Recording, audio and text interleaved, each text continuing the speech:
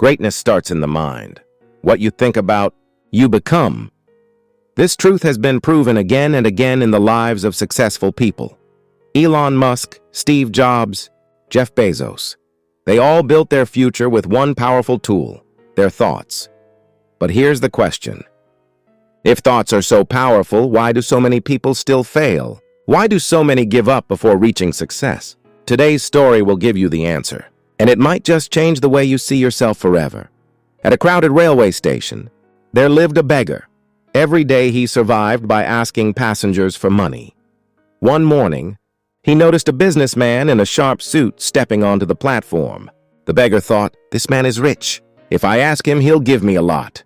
So he stretched out his hand. But instead of giving money, the businessman looked him in the eye and said, "Do you always just take from others? Have you ever given anything to anyone?" The beggar froze. No one had ever asked him that before. Confused, he said, "Sir, I'm only a beggar. I live by asking. I have nothing to give." The businessman smiled and replied, "If you believe you have nothing to give, then you have no right to ask. Life is an exchange. If you give something, you'll receive something. If you give nothing, you'll get nothing." And with that, he boarded his train and left. The beggar stood speechless. Those words cut deep. All night, he kept thinking, "If I have nothing to give, then why should anyone give me anything?" For the first time in his life, he couldn't sleep. A few days later, while sitting at the station, he noticed something, a patch of colorful wildflowers growing near the tracks. Their beauty gave him an idea. What if I give these flowers to people who give me money? That way I'm not just taking. I'm giving too. He picked a handful and went back to his spot.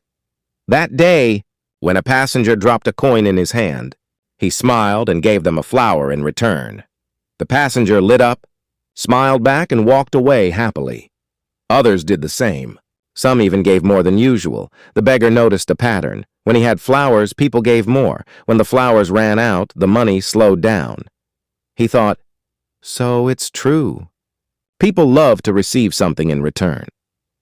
One day, the businessman returned to the station. The beggar, now holding flowers, rushed to him. "Sir, today I have something to give. If you give me money, I'll give you flowers." The businessman smiled, handed him cash, and took the flowers. "You've understood the value of exchange," he said. "Today, you are no longer a beggar. You are a businessman." And with that, he left. But the beggar kept thinking about those words.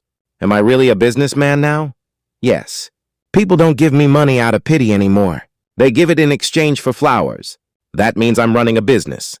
That very day, he made a decision. He would never beg again. 6 months later, at the same station, 2 men in suits shook hands. One of them looked at the other carefully and said, "Wait, do I know you?"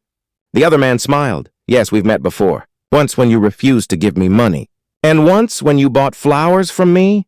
The businessman's eyes widened. You were the beggar?" The man laughed. "Yes, that was me. But today I'm no longer a beggar. I own a successful flower business.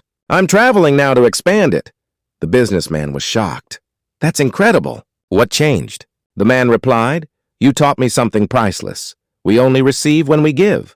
That day I realized I wasn't a beggar at all. I was a businessman. I just needed to see myself differently. Here's the truth. Life is shaped by the way we see ourselves. If you think small, you'll stay small. But if you believe in your potential, you can achieve greatness. So stop limiting yourself. See yourself as capable, strong, and worthy of success. Because when your thoughts change, your future changes too.